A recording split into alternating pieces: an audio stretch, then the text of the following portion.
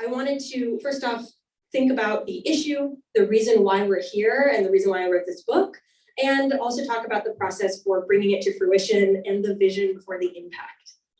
So Demetri Makes a Memory Quilt was a book that came out of a passion that I have both for ending mass incarceration and reducing the harm that children and families have to experience when a loved one is incarcerated, as well as my experience in early childhood reading and literacy.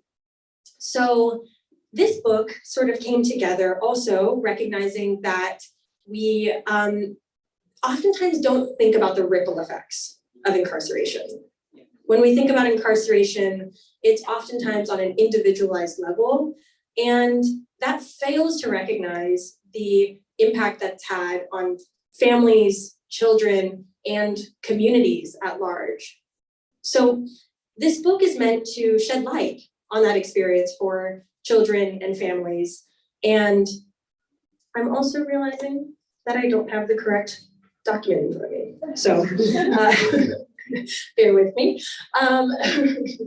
Thank you all so much, again, just for thinking about this issue together. You know, there are 3 million children in the US that have a child with an incarcerated parent, and that number expands to over 5 million if we consider the impact that's been had on children with someone who's incarcerated a loved one in the past.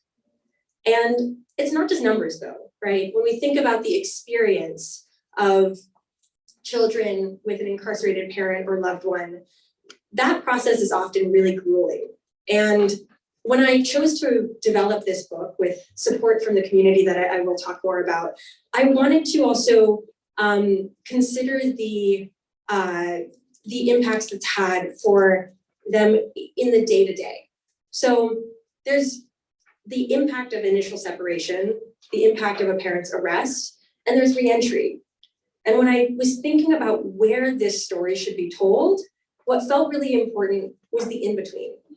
The days, weeks, months, years, or even decades that oftentimes leave somebody in a really lonely, isolated position where there aren't very many resources available. Now, I'm very glad that there are more resources becoming available for children with incarcerated parents and families impacted by incarceration. But there's also, as I was looking through what's available to children and families, I noticed that the conversation around the emotional impacts was oftentimes missing.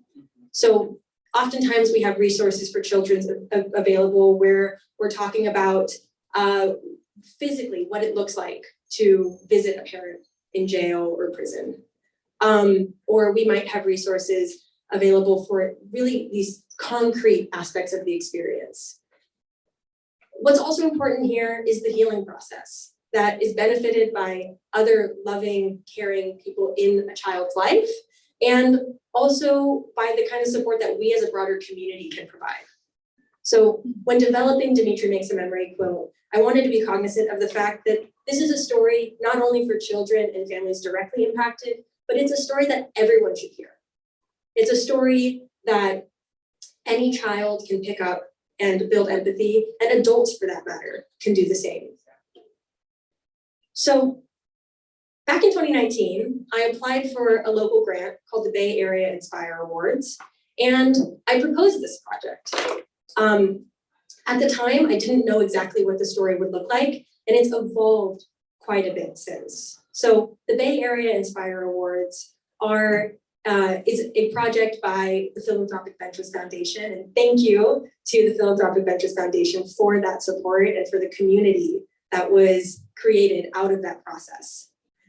And those small-scale grants were really developed for young community activists who are getting their bearings on these kind of independently led projects. There were a lot of bumps in the road, a lot of people who stepped up to support as I was figuring out how to publish a book that I didn't even know how to write in the first place. So this is something that it's been a process and it's been a team effort. And I will certainly take some time to do those acknowledgements later. But just thinking back to the process once again and the inspiration for the project. I have been with the Center on Juvenile and Criminal Justice, CJCJ, an organization right up the street from here at Manny's, and many people represented. CJCJ is a really fantastic community organization, and it's one that inspired me to mobilize and take a step in this project. Of course, a children's book is not the answer to all of our solutions or answer to all of our problems, but it is one solution. And it is something that can make children and families feel a little less alone. It is something that can open up conversations within communities that otherwise don't have that direct experience or that lens through which to view the issue. And I'm very grateful for the support from the Bay Area Inspire Awards in bringing this project to fruition with that kind of support and allowing me to mobilize on this issue. And that came from 4 years at CJCJ. It also came from 3 years prior with a national organization called Jumpstart, which is a reading and literacy program for children in under-resourced communities. So those two loves came together in developing this book, a book that has rich vocabulary that exposes children to new experiences through a literary lens, and also develops their social emotional learning. So oftentimes handling those big emotions that come with traumatic events at a young age, we wanted to bring that into the fold. So when thinking about this story, I also wanted to depict the characters in a way that's honest to the issue. So communities of color are disproportionately impacted by incarceration. 1 in 9 Black children have experienced a parent's incarceration, and 1 in 28 Latino children have had the same. So when presenting a story with Demetri and his family, they are a family here in San Francisco, and they came together in my work from support with CJCJ's Cameo House. So CJCJ's Cameo House, for those that don't know, is a program that supports women who have experienced homelessness and who have been involved in the justice system, who have children. And it is both a reentry program that supports people when they come home from prison. It's also an alternative sentencing program, meaning that it is a model program for stopping family separation in the first place. So we are going to talk more about CJCJ's Cameo House when we get to the panel. All sales this month for the book, the net proceeds will be going to Cameo House. And that is a commitment that I have for the book moving forward, is that all net proceeds are going to be donated to organizations that support children and families impacted by incarceration.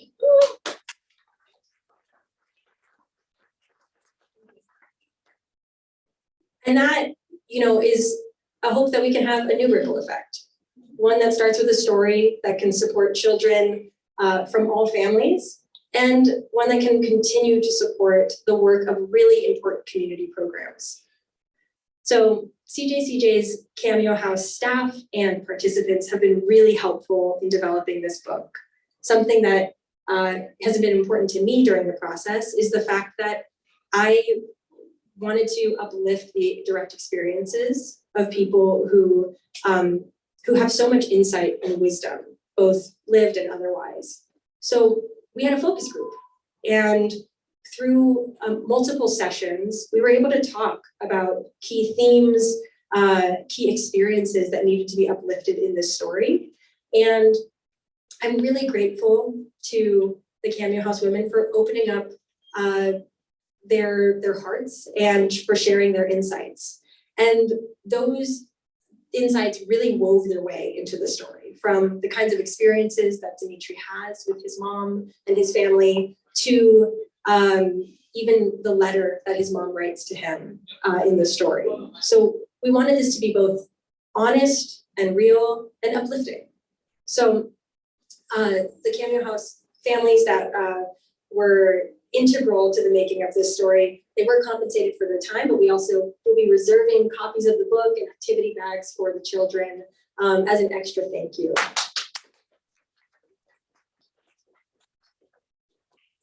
But there are many people to thank in the process to develop Demetri Makes a Memory Quilt. And I don't want to mess that up, so I'm going to look at my notes. So I did mention the team at Philanthropic Ventures and the Bay Area Inspire Awards. That includes the mentors and the other grantees in my cohort for their support, for their encouragement, and for their wisdom through the process. CJCJ's Cameo House participants and staff for graciously sharing their insights and experiences that brought this story to life. And CJCJ's broader team, the policy team, and the overall organization that had constant support for this project and provided me with opportunities to grow. So in particular, Maureen Washburn, Brian Goldstein, who are both here, thank you for your support from the very get-go. I also want to thank the illustrator of this book, Candace Bradley, for visioning Demetri and his family with love and integrity. If you check out her work, she does a lot of illustrations that uplift Black and brown families through an illustrated lens. And she has really beautiful pictures that matched and did justice to the story. I want to thank the volunteer reviewers at all stages of the process. You know more than anybody else how this project has evolved. And in no particular order, I want to thank Rebecca Jackson, Daisy Gonzalez, Dinky Manek-Enti, Maureen Washburn, through the CJCJ community. I also want to thank my peers in the New Leaders Council, Samia Zuber, Delia Cleveland, Jontel Labrinto, and Nicole Ippoliti, and my family and friends, Sophia Truzzi, Alexis DeLucia, Anna Berg, Kevin Card, and my mom, Renée Menart, for being, she didn't review it, she did force me to sit down one weekend and get it started. So, she really, showed that Italian mom kind of love where she's like, you can just kick and scream, but you're gonna get it done. So shout out to all the moms out there. And I want to thank you all for being part of this first step of the process that is not, it's not the end of this book's impact. The hope is that it's just the beginning. So in addition to having book sales and getting this into the hands of any family, we also are going to be really focused on getting this into the hands of directly impacted children and families. So moving forward, a vision that I have for this book with support from my mentors at CJCJ and others in the community is to provide donated copies of Demetri Makes a Memory Quilt to organizations who can distribute this out to children and families who are directly impacted. And that is a process that I hope to start here in the Bay Area, locally, and we can ripple outward. The book is also going to be coming out in hardcover soon, which will allow it to get onto the shelves of libraries. And it's something that, we hope that can have an impact in the Bay Area community and more broadly. So thank you, everybody. For those who might not make it to the end of the event, though I hope all of you will stay, please know that the books are available in the back. There's a special sale for those who are here in person. It's $12.99 for a book and 2 for $20. For folks who are tuning in online, it is $14.99. And if you want to buy it at any other point in time, please remember that all net proceeds are going to Cameo House this month and other organizations supporting children with incarcerated parents. So all the money is going to a very good place, and I'm so grateful for folks who already made a purchase and for folks who are here to celebrate and support. So thank you.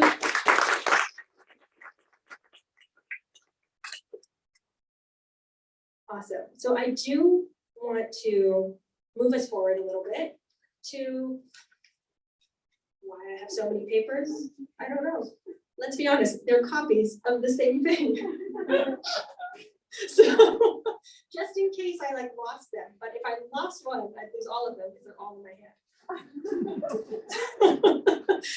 So we will have a panel very soon, but I want to start by welcoming a very special guest, Nancy Juarez. And she is a former Next Generation Fellow. Nancy, you can join me. I'm going to keep talking about you.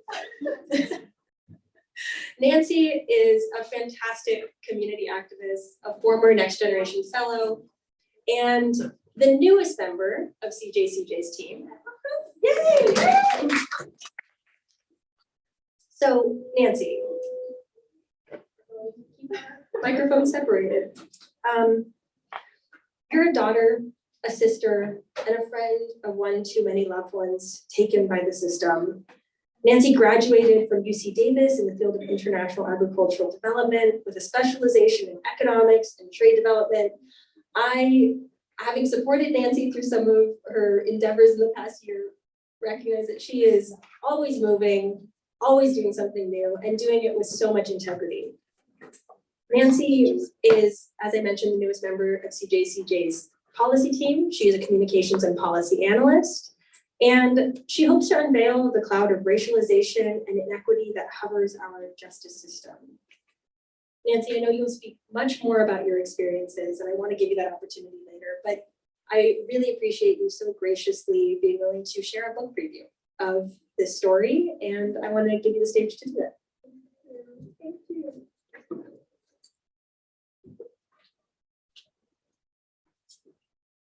Hi, everyone. So my name is Nancy Juarez. I use she, her, hers pronouns. And I just want to say that I'm so proud of Renee.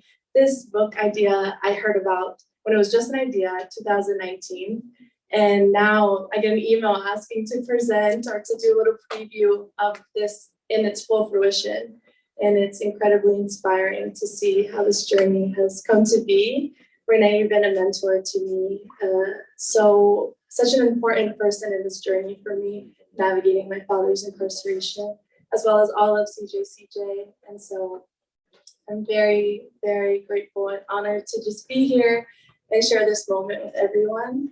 I was talking to Janelle and Rebecca earlier, and we were just thinking about, it is hard to write a children's book. Like, how do you explain such a concept, such an intense concept to kids with language that's accessible? And then I asked the question of, have you ever read a children's book regarding incarceration? So I just want to ask the audience if you could raise your hand if you've read a book regarding this topic. There's no hands for those on Zoom. And Renee, this book for me is an example for families to have something to work off of, an example to be able to bring home when these conversations are not easy to have. You have a tangible example in your hand to share a story with your child, with your cousins, nephews, nieces. So with that said, I'm going to go ahead and read this book now. Demetri Makes a Memory Quilt by Renée Menart, illustrated by Candace Bradley. And the illustrations are so cute.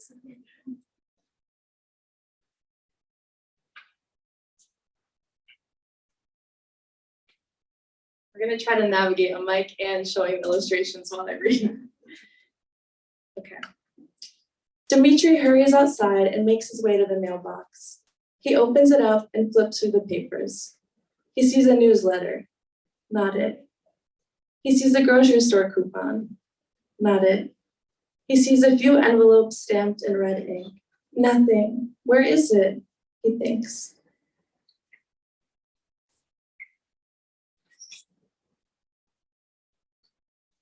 Demetri drops his head and drags himself up the steps to a small apartment. He lives there with his grandma, aunt, and cousin.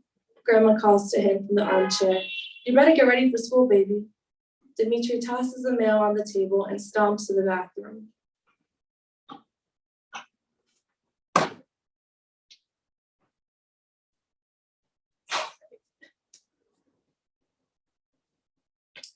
His cousin Adla sits at the counter while her mom, Tia Lana, styles her hair.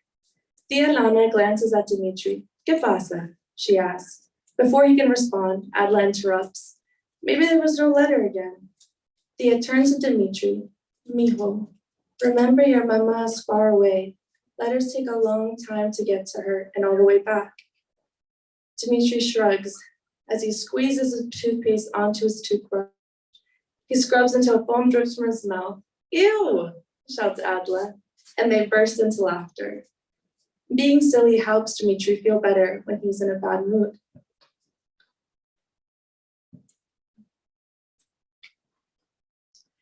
Demetri and Adla ride the bus to school and then race to their classroom. He wins. Their teacher, Mr. Howard, greets Demetri and his classmates with a high five. Are you ready for a fun day of learning? He asks. Demetri nods, but his body feels jittery. He takes a few deep breaths while he walks to a seat.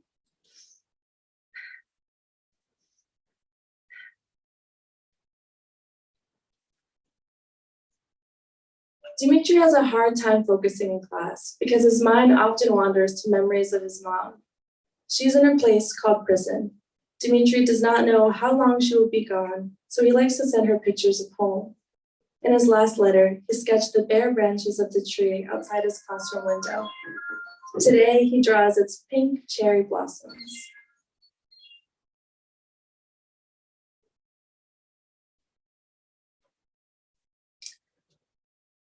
Bring! The bell rings, and Demetri realizes the school day is already over. He grabs the drawing and slings his backpack over his shoulders. When Demetri gets to the door, Mr. Howard says, "I saw you drawing a picture in class. Can I see it?" Demetri holds out the paper, and Mr. Howard studies it closely. "Wow, I can tell you worked hard on the blossoms. Your mom is going to love it." Demetri beams with pride and responds, "Thanks, Mr. Howard. See you tomorrow."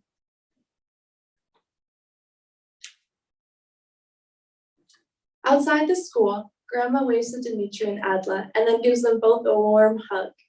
As they begin their walk home along the hilly streets, Demetri asks, "Grandma, is my birthday soon?" Your birthday is 3 weeks away," she replies. "That gives us enough time to plan something special. What should we do?" Demetri and Adla eagerly share ideas for decorating a big cake and then playing games. While they plan a fun celebration, Demetri suddenly feels sad. He remembers his mom will not be here to celebrate with them.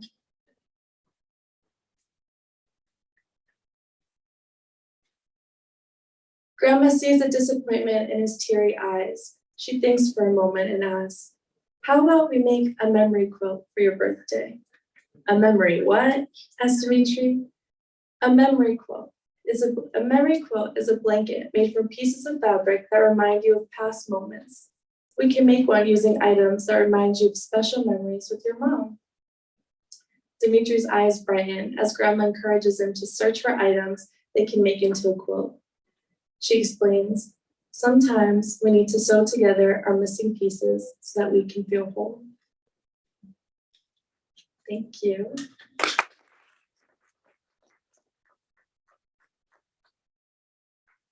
I think I'm going to be joined by Rebecca, Vatani, and Renee, but just a little detail. I've read this book so many times, and I just wanted to acknowledge the teacher that knows what's going on in Demetri's life and is able to offer like support and love by saying, "Your mom is going to love this letter," coming from a place of just like happiness and joy to share that with him versus sadness, but also just knowing what's going on in your students' lives and how sometimes that can be a rarity in our classrooms. So I just want to acknowledge that.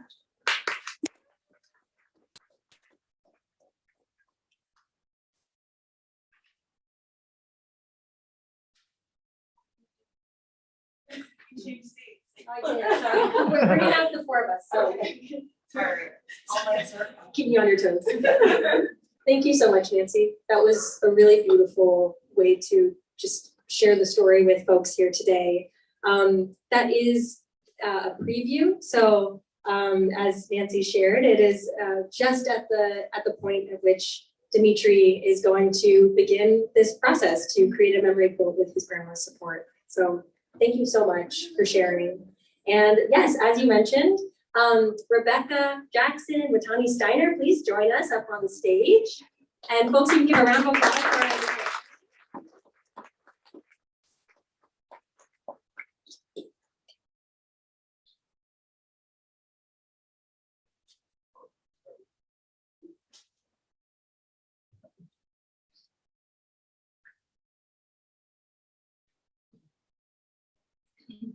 Thank you all so much for being supportive, not only of the book through the process, but being willing to serve as panelists here today.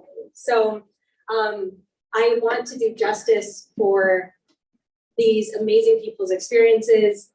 Their short bios will not do that. So, and neither will the 45 minutes that we have. So just for folks in the audience to know, we will be doing a panel discussion. I'll have some questions prepared for these incredible community activists. And there also will be a period of Q&A. So if you have questions of your own here in the audience, or for folks who are tuning in virtually, if you want to add those to the chat. We might not be able to get to every question, but we would love to expand that out a little bit further.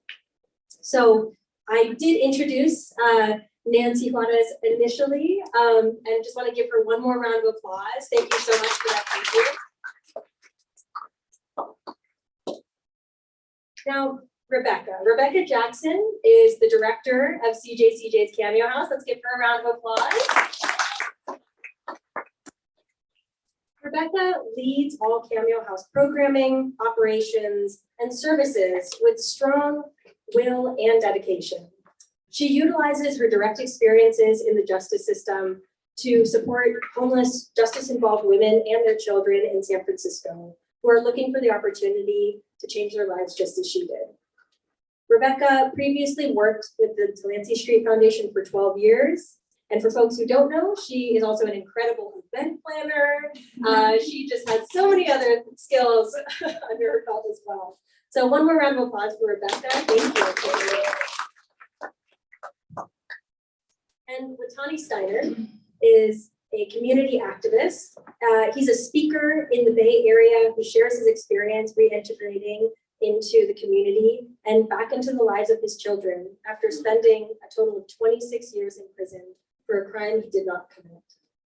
Watani is a board member of California Prison Focus and Rebound, and he works in schools using the power of storytelling to inspire young children and to create meaningful social change. Both Watani and Nancy Juarez are alumni of the Next Generation Fellowship, a program put on by CJ and our colleagues at NIMPA. And I want to thank you all just for your incredible work in the community. Watani, I know you've got far more that you could share than even that. So for each of you, thank you so much for joining. And I would love to ask you a few questions. So to get us started, Rebecca, you played a critical role in the development of this story, both as a mother who experienced incarceration and as a community leader who supports families facing similar circumstances. I'm curious, in what ways do you see your experiences reflected in Demetri and his family? And why are stories like this important? Okay, hi everyone. Thank you so much. I have to apologize for my no card. This subject is very emotional for me, so I'm going to do my best to be cool. So the notes are so I don't forget. So for myself, the story is extremely familiar from both the perspective of the parent and of the children. Sorry. My girls were 8 and 9 when I went to prison, and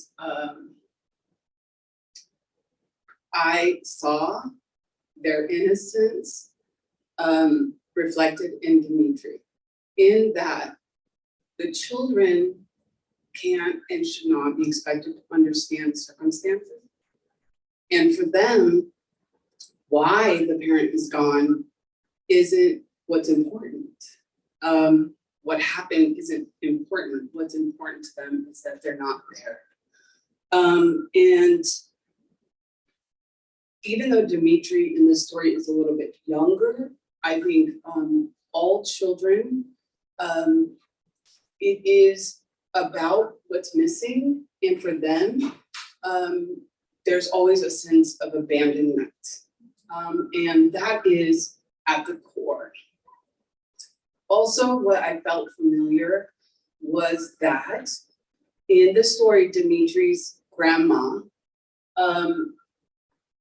was the hero for the mom, in that she was the person who was confirming to Demetri that just because mom was gone, that didn't mean that she doesn't love him. That's really big. And my mom was my hero.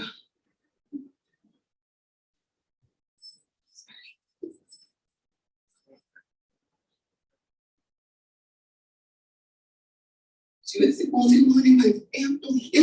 Sorry. I know it's gonna be hard. Sorry. Take your time, Rebecca. You're awesome, Rebecca.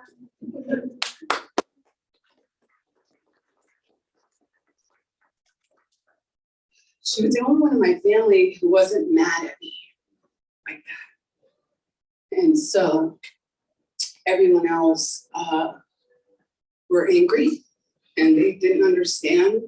And so when they spoke about me to my children, it was negative.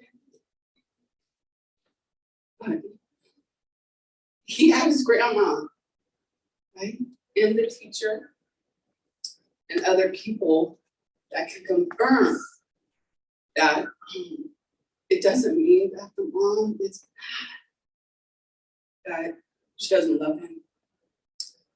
You know what I love about the book is that it's so well written, Renee. It is so well written in its context, but also I love what isn't said. What is left unsaid allows for each person who reads it to insert themselves in it and interpret it in a way that's meaningful to them. And that's what happened with me. And that's what happened with my family, my children. Okay, because I was able to share that the book was being written in the process. And what was unsaid, we allowed our family to put ourselves in that situation. I know I'm going over the 5 minutes. What else is not said and what had an impact for me is cost. What it cost. Because when I was in prison, I couldn't afford to call them.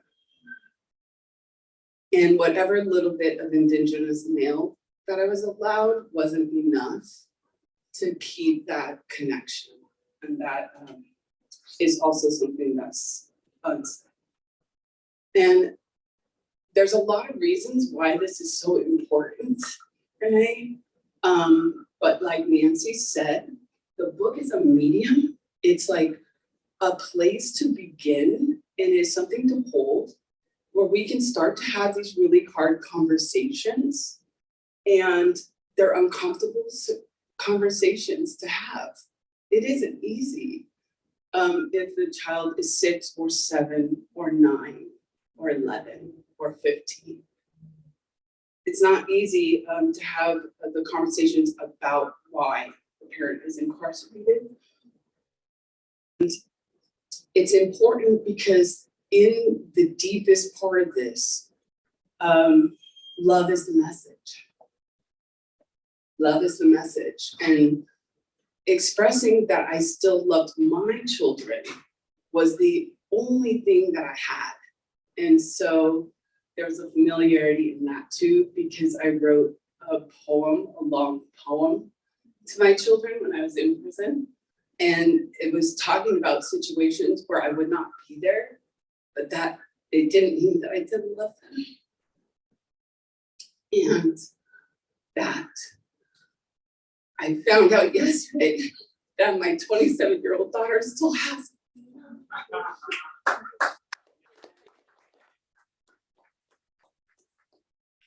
deeply how important that is, you know, to have a medium.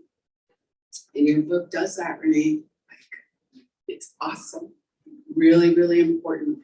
Thank you. Thank you.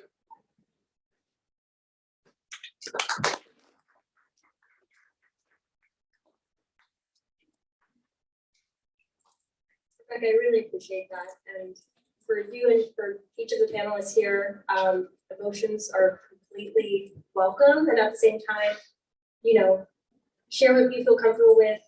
You're not obligated to share more than that.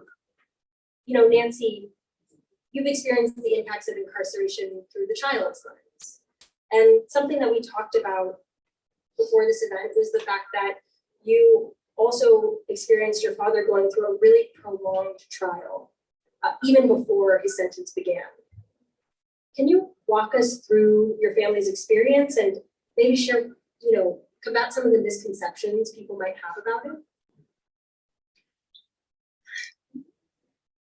I'm so grateful to be on this panel because I think a lot of my answers informed by my panelists and just hearing what you all have to share. So just wanted to add, it's nice to share the stage now with y'all. For me, my father's pre-trial started it was 10 years. So I was in middle school. It was 10 years long, and prior to that, 2 years of a very intrusive investigation and heavy surveillance on my family. And now he's facing a sentence of nearly a decade. So I think it tends to be easy for people to empathize with separation or this idea of separation, but what's a little bit harder to recognize is the uncertainty, is the step and every painful step of the process of leading up to that moment. And once the moment comes, it's still not being over, right? But this uncertainty of how do I plan my life? How do I plan events? Is my father going to be there at graduation? Is he going to be there at the weddings? Is he leaving today, tomorrow, or when? Or is he staying? And not knowing is a very deep thing, heavy cloud to carry as you navigate the world. And as a child, having pretend like it's not happening because there are uncomfortable conversations. In my family, there was a lot of shame regarding this. There's a lot of shame. And so we didn't talk about it. But how do you not talk about something that eats up most of your capacity or eats up most of what's on your mind from the day to day? And I'm grateful for this book for giving some language there. But yeah, I think that's one of the biggest misconceptions. And even when things do happen, they happen so fast that while you have 10 years to prepare, yet you don't feel prepared for the day that it comes. And with that said, I appreciate this book because it's not the family reuniting, or it's not the initial separation, it's the waiting, it's the in-between, it's the very intimate moments that don't get media attention, that are just the day to day. And I was telling Renee, like I could picture this book, or I would want this book to be at the visitation rooms. Like I'm not sure how many folks know what that looks like, but for me and my father, it's very stale. It's like white lights. It's not welcoming. I don't feel safe when I'm there. And so what would that look like if a book like this was there? What would that make a child feel? And, just finding creative solutions to the world that we're stepping into right now. I think that this is one stepping stone. So I don't know if I'm over 5 minutes, but Don't worry about the time.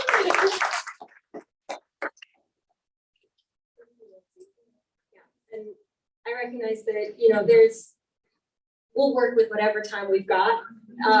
This is a conversation that needs to be had. So thank you. Watani, thank you also for being here. And you experienced, decades of incarceration that separated you from your children. You also have so much experience in the social justice movement, dating back to the civil rights era. And I want to, allow you to talk about that as much as you'd like as well. But thinking specifically for you and your family, I'm curious if you can share with us, what was the process of healing and reconnecting with your children like since coming home? Thank you, Renee, for that question.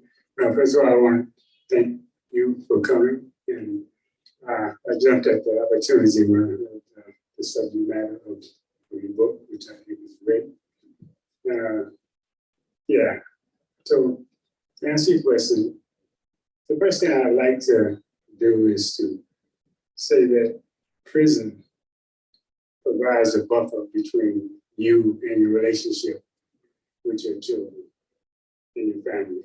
And that's not always understood, but I think it's important because I didn't understand that myself while I was inside.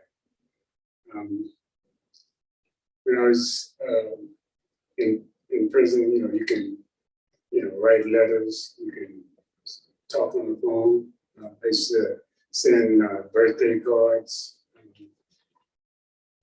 during holidays, send cards, get cards made and created. So you try every way you can to try to stay connected with your family. But once you get out of prison and that buffer is removed, that's when, speaking for myself, that's when I received all of the pain, the hurt. And that was a difficult moment for me. Matter of fact, I felt as if my children had ambushed me. I couldn't understand where all of the anger was coming from. And just to give a little highlight, my story is a little different, at least I thought it was different with my relationship with my children. I escaped from San Quentin and I fled the country, and I lived in South America for 20 years. I voluntarily came back to prison because I wanted a better life for my children. I came back because I love my children more than I hate my incarceration. And, so throughout my 21 years in prison, I thought maybe, there should be some gratitude for my children. I mean, in the back of my mind, I figured, I came back because I wanted a better life for them. And this was my story that I was telling to myself. But I had to realize with all of the anger that was coming directed toward me, that was my story. It was not my children's story. Their story was different. Yeah. And I had to really understand that. I had to remain quiet and listen to their story and try to connect with them on that level. So that was something that I had to realize after I got out of prison.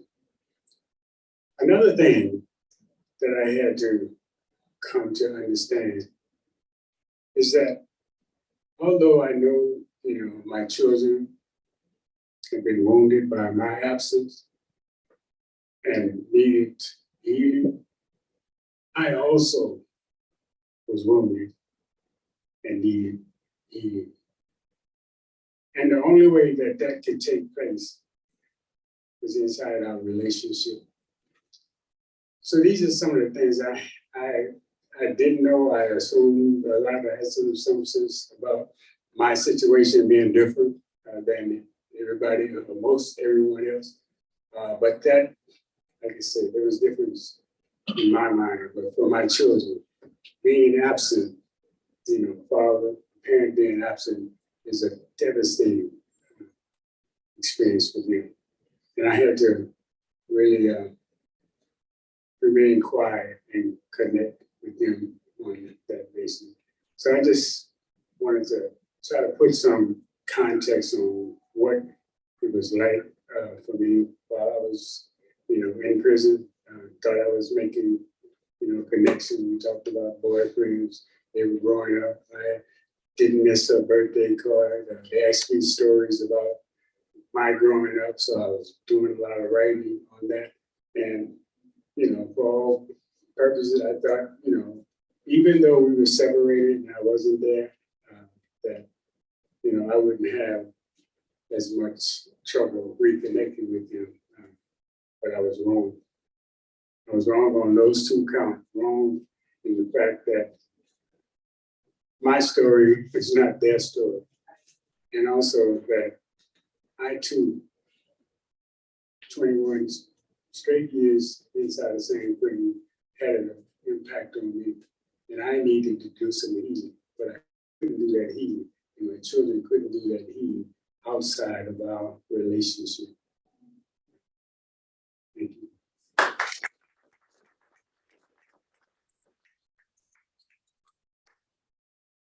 Tani, thank you. You talked quite a bit about the healing that needs to happen within relationships and recognizing that that's not an isolated experience. If the isolation happened and coming together is where the pain comes up and also where the healing can come. This next question is for you, Rebecca.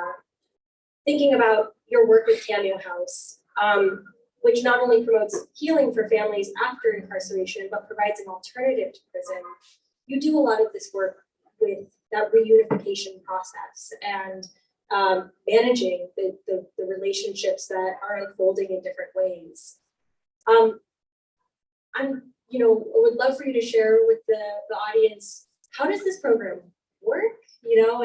And why are programs like this models for what could be, an alternative to incarceration? Okay, well, Cameo House is one of the only alternative sentencing programs here in the city for women with children. And I'm stressing the with children because we spend a lot of time fighting and advocating for spaces for parents. A lot of focus on the individual and their needs. And so we have a lot of programs if you're a grown-up, but none for those that have children. And our mission is really to be a space that allows, we're women only, but I'm here to say that we need spaces for all parents. I don't want to be exclude men, but Cameo House happens to be for women. But the idea is to create a space where a woman can go instead of being locked up or being in a shelter, that allows them to come in with the children at the same time. And we do not charge, and our program allows for the time that takes. Again, not knocking what we have going on, but I'm sorry, 30, 60, or 90 days is not enough time when you are, especially being directly released from the jail or prison, to get anything together enough to be able to hold yourself up alone, let alone a family. So, our program is a minimum 1 year. We do not charge. They come as an alternative. And during that time that they're there, of course, being just as involved is their first of many social challenges. It is not, we make space for them to also address everything else. And that's addressing being unemployed, finishing their education, dealing with all the systems, not just the justice system, but everything, trying to get the medical, trying to begin the process to start to apply for housing. And then this is all at the exact same time as this process of reunifying or being with the children is happening. So we have that space to do that as well. I just want to say that 90% or more of the women that come to Cameo House as an alternative, when we talk to them about the crimes that led them there, 90% are crimes of survival and poverty and or health, mental health. 90% are facing prison because they're broke or they don't know how to survive. And that's, sad, right? And so the idea is to create this space as an alternative so that we can disrupt this cycle. And I'm speaking from experience. 14 times I was arrested before I went to prison. 14. I was trapped in this cycle of incarceration because I didn't have a place or an opportunity that gave me an alternative. So how important, it's important that there are spaces for this to happen. It is important that our government and city officials, support programs that want and provide this opportunity for people. Because I just want to break this down really quick. Sorry. The mom gets imprisoned. And then the child is impacted, directly impacted. The child is directly impacted, and the rest of the family is directly impacted. I love that it's Demetri's grandma, how often it falls on the parental grandparents to step up and or extended family. So the impact that it has on them. The child is abandoned and is trying to go through these processes. It is never discussed. The child is growing up. This impacts their behavior. It impacts their emotional health, their emotional well-being. My children were deeply impacted by the fact that I was gone, and they brought that up with them into their lives. And so as young adults, they had a hard time processing relationships and having trust. Do you know what I mean? It is literally, and this has played out, and because I had an opportunity finally to do something different, we begin this process of being able to heal and to talk about it and to address these deep issues so that my 3-year-old grandson is not directly affected by the fact that I was in prison. It's a direct connection. And every day, you know, at places like Cameo, and if there were more, we could stop that by giving the space for that to not have to happen. Because although it is very hard, as we try to support our moms in being in these relationships with our children, it is better to have like these painful situations in real time with each other and to heal through that than for them not to happen at all. And even though the process is hard, and that's why the book is so important, because we have to start talking about the issues, you know, and stuff like that. And so for, you know, it's just really important that there are spaces where what Tani said, the healing can start to happen so that we can disrupt this cycle.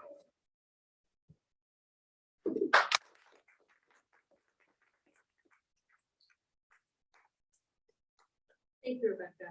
You know, some of what you talk about is both transformation on an individual level and on a family level, and also, you know, building out new an alternative to the system as it stands.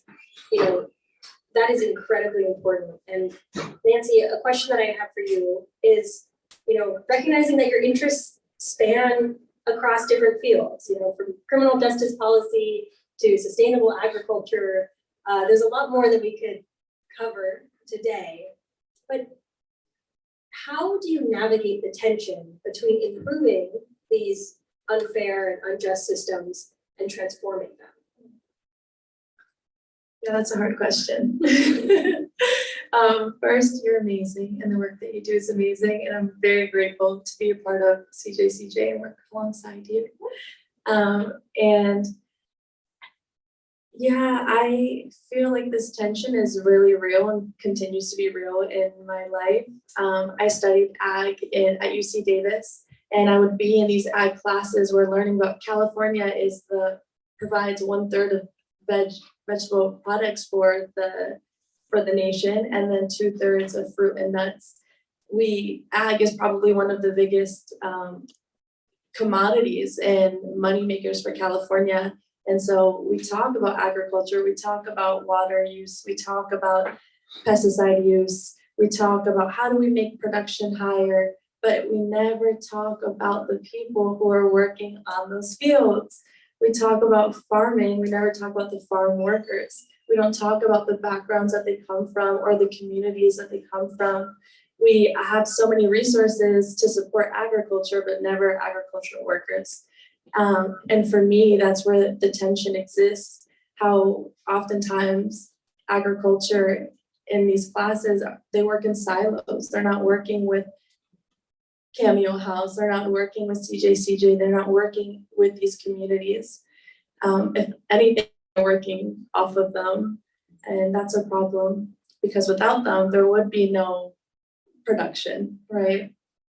And so for me, I'm criminal justice and growing up with my dad facing incarceration, like there's no escaping it. The reality is in front of me. And I came to California and I'm realizing the communities that there's in Northern California, for example, where most of our agricultural production happens, there's really three options there.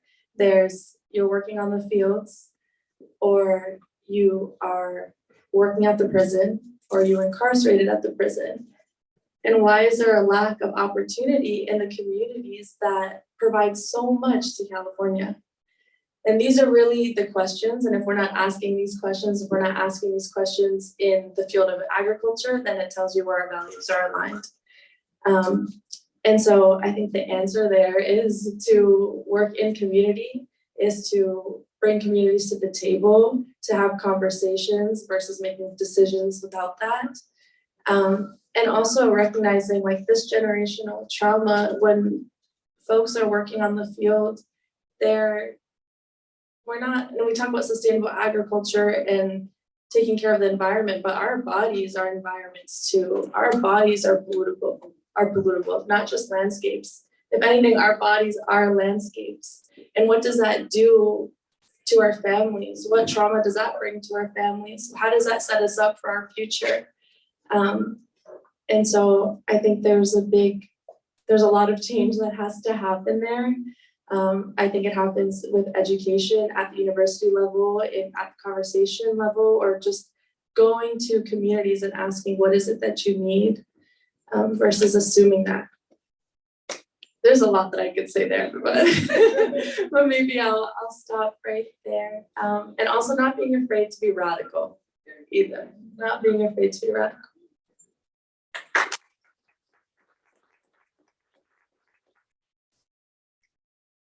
Yeah, I'm not giving easy questions. I'm like, oh, okay, 5 minutes, how do we transform not only the justice system, but agriculture while you're at it, you know? Thank you for that answer. And I do think that so much of our collective work focuses on empowering communities and folks who are directly impacted and bringing a voice of change through those communities, as opposed to, as you said, making decisions on the outside. Recognizing that takes a lot of work, and it spans years and decades. Watani, a question I have for you, this will also, just so the audience knows, be the last question, and we'll open it up to a brief Q&A. I know we are getting close to time, but I also know we started a little late. So if you all can bear with us, we'll open up, we'll take a few questions from the audience. For folks who are on Zoom, we'll monitor the chat. But Watani, I want to ask you a question. We'll take some Q&A, and then I'll have sort of a closing question for each of you. But you know, your political activism began really in the 60s, and in some ways we've made progress, and in many ways we're seeing cyclical issues that have not been fully addressed regarding race and racism in the country. Of course, the justice system is one symptom of that. How do you maintain momentum personally, and how do you think we can do that collectively as we move forward? Thank you. That's a very complex and important question. For me, I think what I've done is to sort of get this historical perspective. I think with that historical perspective, it allowed me to really look at what has gone before, and the men and women who stood up and fought for social justice in the past. So when I got involved in the 60s, I think that I felt a sense of obligation, as well as that is transformed into this uncompromising commitment to social justice and social change. And that stood with me. So on a personal level, I think gaining that historical perspective allowed me to, feel responsible for making changes, accepting that historical baton, and moving forward with that. In terms of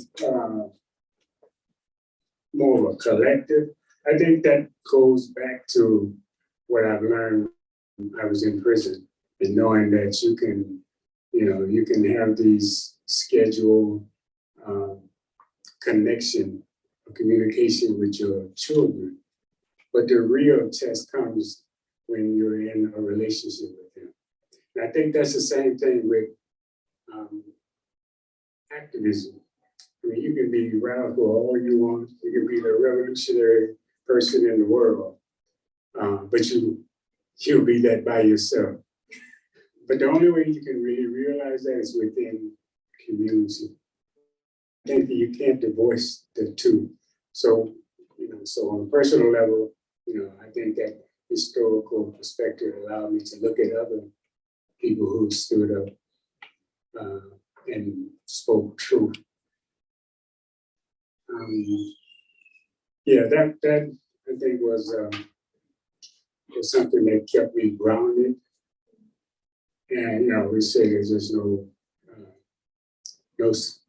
there's no safe space. The only safe space is the cultural space that grounds you in in your own identity, your own purpose, and your direction. But the only way you can realize it is in the community, and that's so important. I know we talked about racism as well, because a lot of time we look at racism as the elephant in the room, and we don't talk about it. But racism is not the elephant in the room.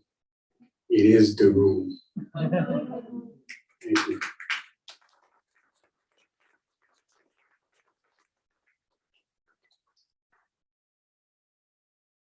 Thank you. Yeah, as we kind of talk about this book and recognize that this is just one piece of a very large puzzle, both problem and solution, this is important to talk both about those personal experiences that you are willing to share, and also the work that you do day in and day out. And I think that question of momentum and how to maintain it is something many folks in this room are wondering. It can be overwhelming and exhausting at times. So thank you all for sharing your wisdom. I want to open it up to the room, including the Zoom room. If anybody has additional questions, you can pop up, raise your hand, I'll pass a mic. Okay, I see Josh, Tessa. We'll start over here because you're close. Cool. Hello. First of all, I'm so proud of you, Renee. Really excited to read this book and see the great work that you've been doing over the past couple of years. And thank you all for the wonderful answers. I became very emotional for reasons I can talk about later. When you were giving your first answer, my mother was a single parent in the Army. She was deployed many years when I was a kid. So a lot of the things you had to say struck a chord with my experience as a child. The thing I've been thinking about a little bit more recently, though, is the topic of intersectionalism. And I think that all of you touched on different aspects of this idea of how different issues clash into each other in different ways, right? You talked about sustainable agriculture and workers' rights as one example.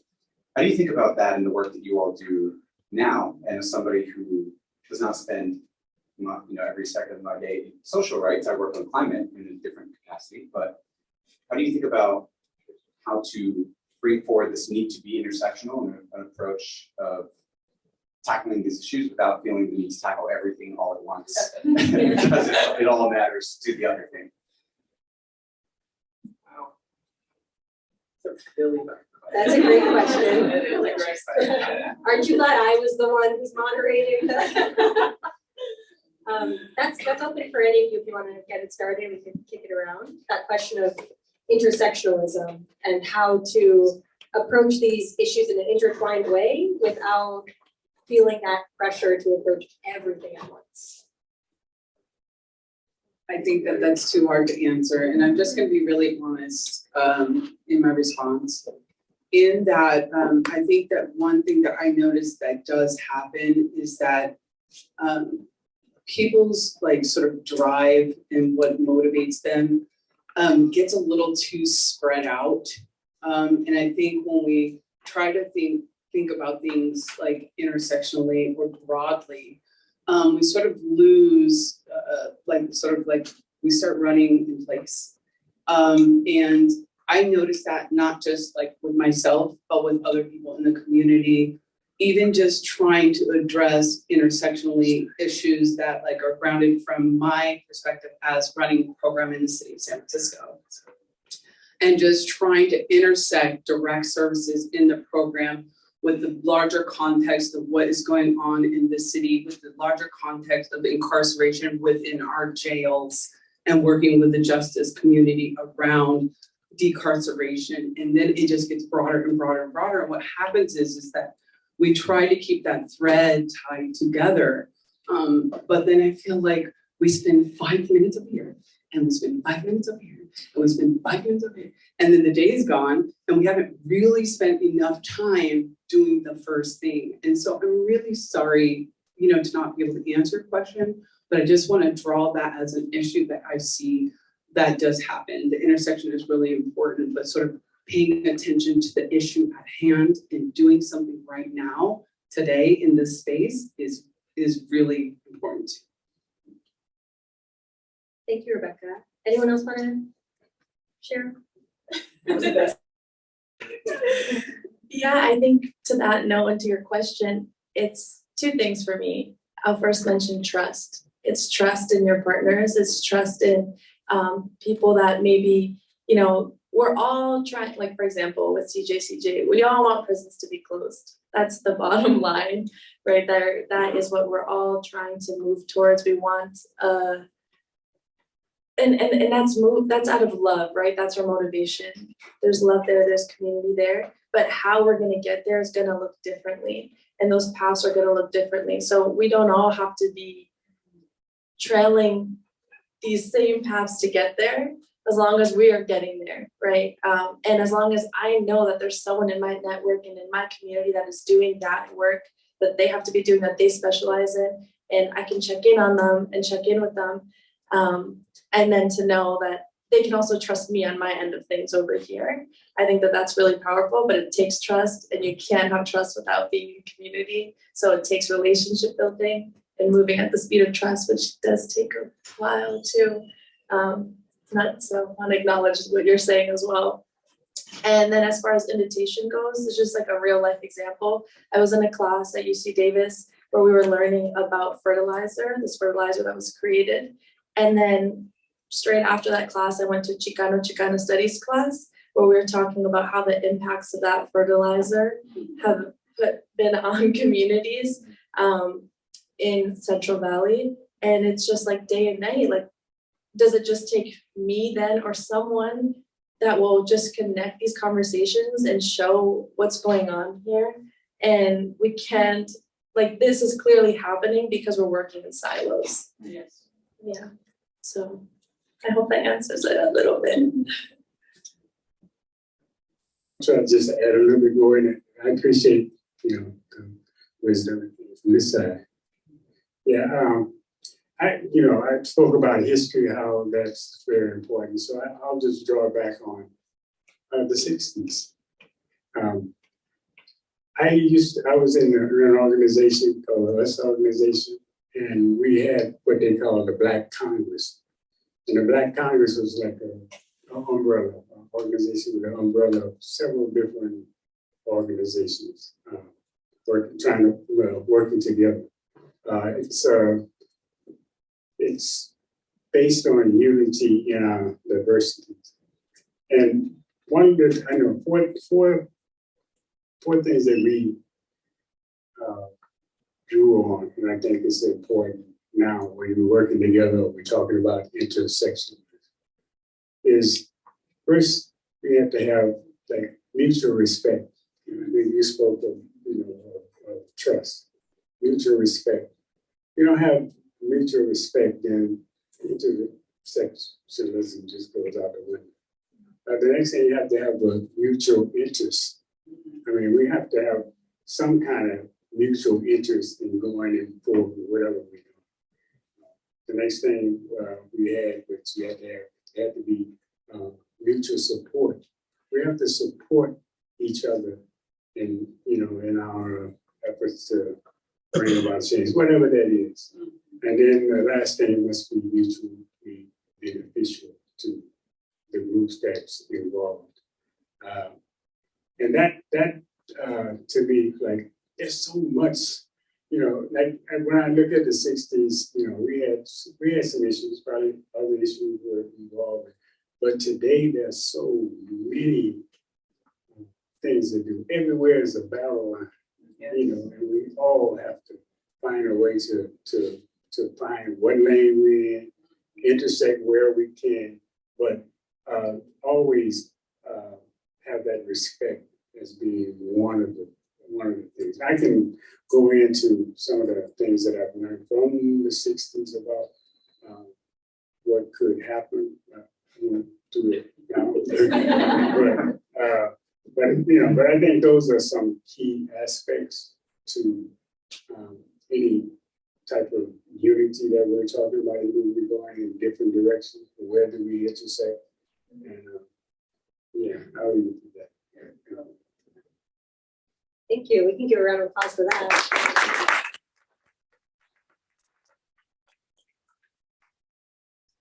So I know that didn't totally answer your question, but I do think, but I did hear a lot there about, being in community, having a sense of those mutual interests and needs, and recognizing that you have to have trust with other people to do what they're going to do. And I think spaces like this are a chance to get that connection to issue areas outside of your scope and build some of those bridges. So thank you. Thank you for the question.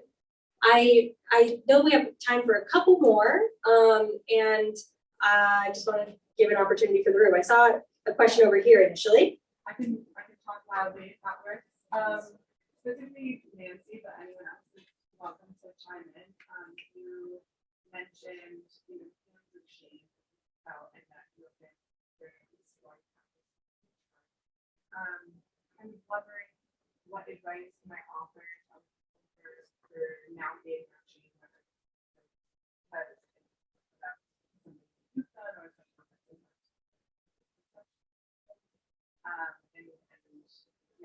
how do you what might also help change those conversations?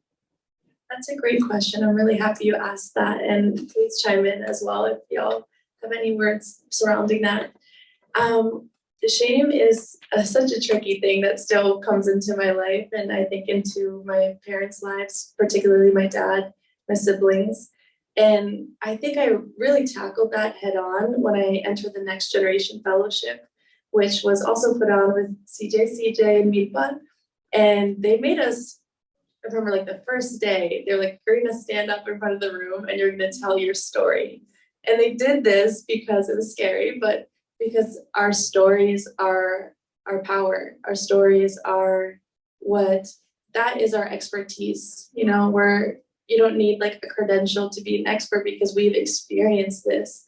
That is what makes us an expert. So if you can go and share your story proudly, then just imagine like what that can move a room to do, right? Or just like if I heard someone share a story that was similar to what my father and I were experiencing, I would feel less afraid to say me too, or if I read a book like this feels like it's normalizing it, right? That I'm not at the outskirts, that this is not something that I can't talk about because it's in a book, it's in a children's book that could be in a classroom that my peers are also reading, that my teacher is also asking about.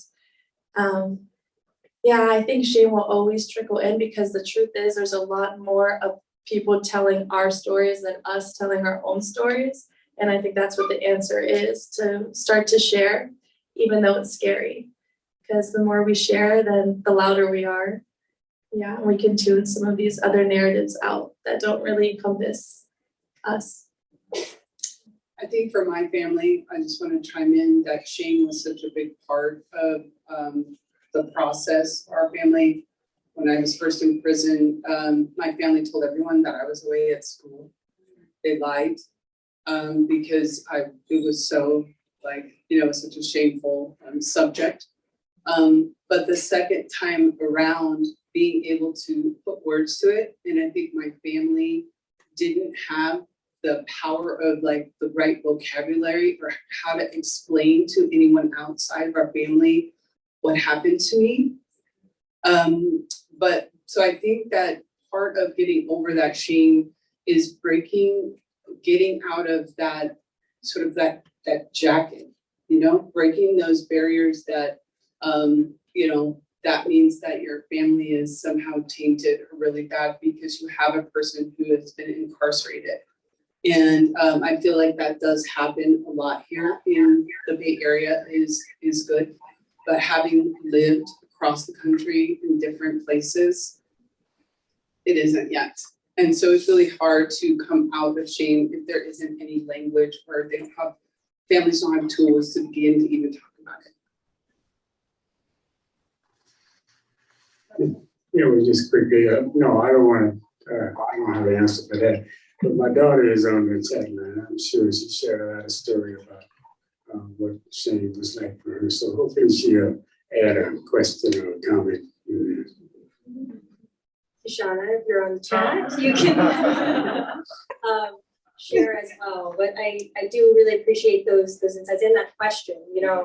It makes me think of Brene Brown and a statement she makes that shame lives in silence. Mm-hmm. So sharing those stories and having those connecting points with others can be really powerful.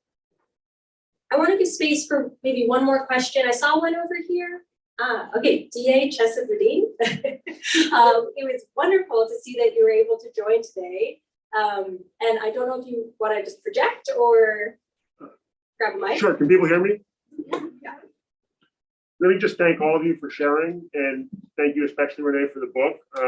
I'm really excited to have my own father, who came home this week from more than 40 years in prison. Spoke to my son as he grows up, now knowing that my son won't have to visit prisons the way I did my whole life. And so there's a lot that all of you it really resonates with me on a deeply personal level, especially this week, as I'm literally just welcoming my dad home 14,615 days. He was gone, and he's now back. My son's too little to even know what that means, but we'll read him this book, and it will help him connect with something that I lived my whole life.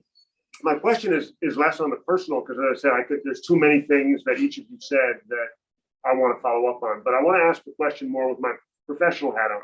We love the work that CJ does. We love the work at Cameo House. We have resolved difficult, complicated cases that include sending people to Cameo House as part of a reentry plan that would never have happened 5 or 10 years ago or in other parts of the country. When we think about public safety in my office, we try hard to think broadly. We try to think about not only the individual person who was harmed in this specific case, but also about that ripple effect that some of you talked about. I don't see that approach being taken in much of mainstream discourse in the media. I don't see the impact on children or on family members left behind being considered when we think about punishment or accountability. I don't see the long-term consequences for children and for the next generation, for communities that are torn apart by incarceration, be factored in. How can we collectively complicate and broaden our conversation about public safety so that we're really thinking about what works in the long term, not just blaming short-term myopic people or problems as though that's going to solve the deep-rooted issues that I know some of you have been working on for a lifetime.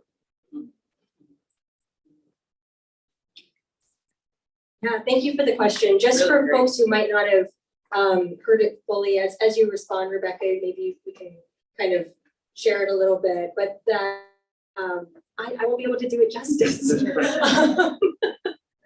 The question there is about how do we complicate the decision making that is had with regards to sentencing and with regards to punishment. So right now it's done in a very isolated way, focusing on an individual person and repercussions for something they did.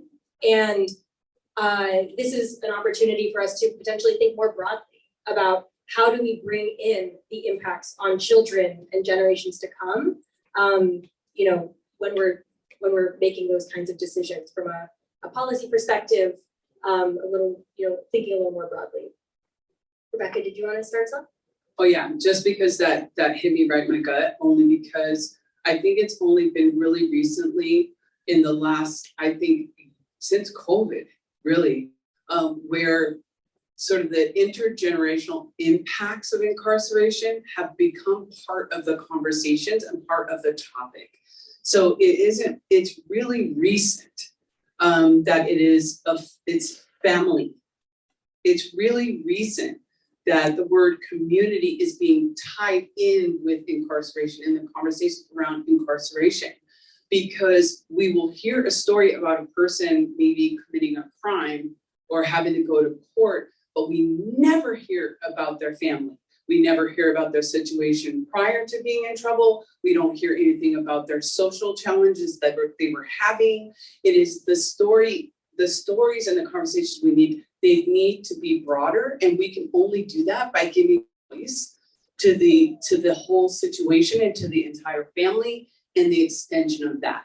Because I've seen it happen in the courts, where if we say that there are two children who will be affected if this mother ends up in prison for possession, it has an impact, but they have to know. If they don't know that there's this multi-generational impact that can happen, family pay attention to what's right in front of them. So we have to do our part to bring that story forward. I make a big point. It isn't just the point that the woman didn't go to jail. It is the point that there was the reunification. It is the point that they were able to support their family again. It is the point that they are working and they're paying taxes, and that they went from prison to vote. They went from, instead of prison, to being able to, we had a woman just recently get approved for a loan for her home, to buy a home. So that is like, we have to highlight, you know what I mean?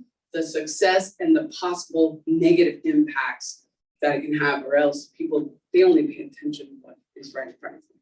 We have to bring that out.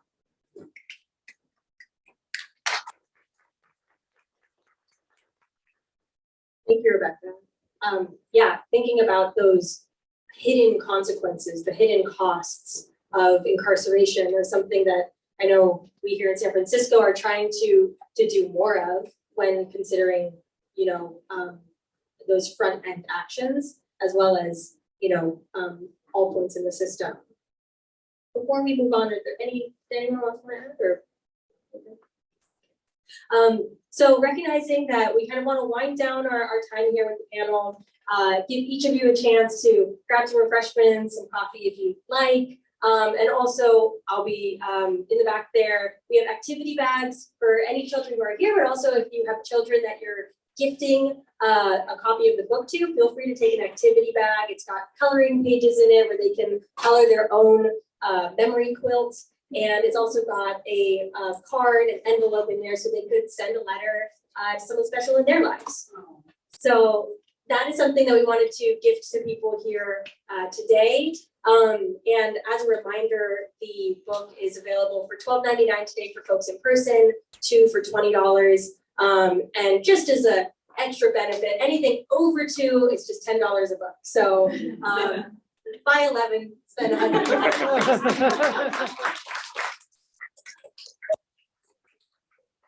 Well, really, just as a reminder to folks, this is a chance for you to really celebrate these stories of healing and of family strength and resilience in a really difficult circumstance. It's also a chance to share a story with other loved ones in your lives. And if you did want to buy an extra copy but don't know what to do with it, we'd be happy to have some donations at the ready. So folks, if you do want to donate any copies, something that I've mentioned to others before and remains the same is that we really don't want cost to be a barrier. So for people who do want a copy of the book and don't have the means, you can reach out to me on my site, reneemenart.com, or however is easiest to get in touch. And we want to make sure that's not a barrier. So thank you all again for being here. I'm really excited to talk to many of you. Can I just make one last comment before we go? Your friend said that he's proud of you. And so I just wanted to take the opportunity to say that too. Oh my gosh, Renee, so proud of the work that you have done. And I just want to make an extra special thank you to you for you being so open and honest from the gate about calling out that you needed to be informed when you were writing this book. And I really I appreciate that from your perspective, that from the gate, you were saying, hey, this isn't my experience and I don't know what that would be like. And you made the space for people who lived through that to be the voice that came out in your book. So even though you are the author, you did that and we're so proud of you. I'm also proud of the fact that that isn't just your voice. It's all the voices that you captured. So thank you so much.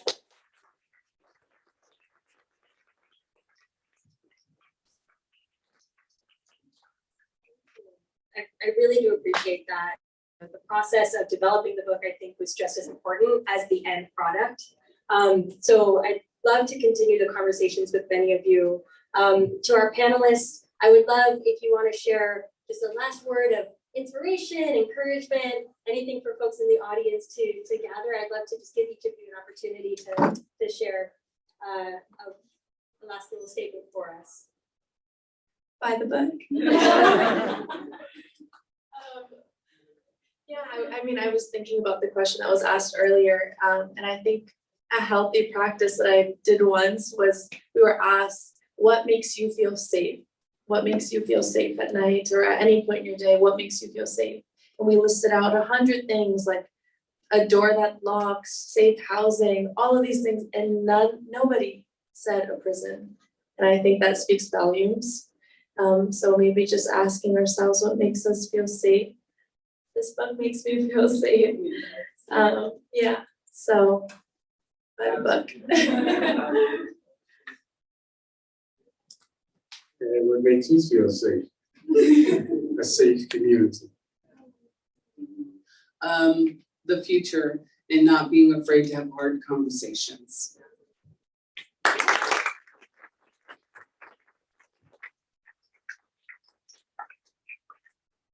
Great. Thank you to our panelists. Thank you to everybody else who is able to join.